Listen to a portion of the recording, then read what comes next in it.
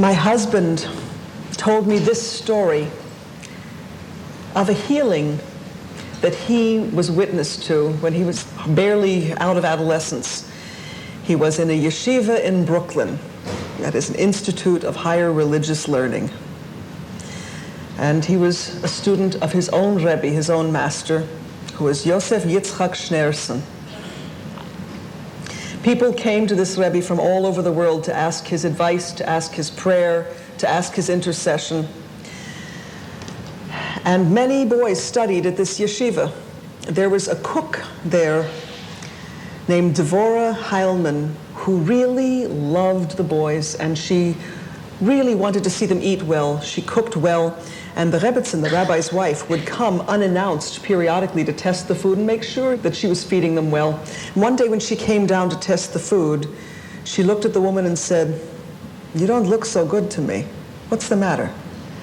And Devorah Heilman said, "Well, the fact is, I haven't been feeling so good lately either. But you have to work." And the Rebbetzin said to her, "You know, if I didn't know better, I would get angry at you. Because from all over the world, people who don't feel well, if they're worried, they come to my husband and they ask for some help. You're right here. He's right upstairs, and you don't even ask for, you come with me. Turn off the stove." So she took her by the hand and took her right up to her husband's study, saw that no one else was there, knocked on the door, and brought her in. And the Rebbe, who knew her and cared about her, said, "I didn't know you had any problem. Please sit." And the woman began to tell him that she hadn't been feeling well. The Rebbe said, "One moment," and began writing something out. He sealed it into an envelope. He gave it to the woman and said, "You take this to Dr. Bondi."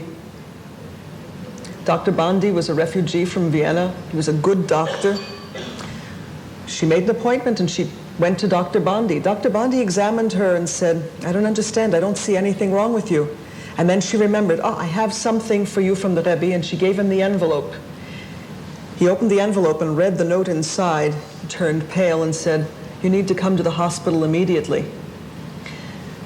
Where, following the Rebbe's instructions in the note, they checked, they knew where to look. They had to give her an operation, which they found a malignancy in the first stages and could save and extend her life for many years. And I thought that you should hear this because I thought it was such a perfect example of truly integrated health care.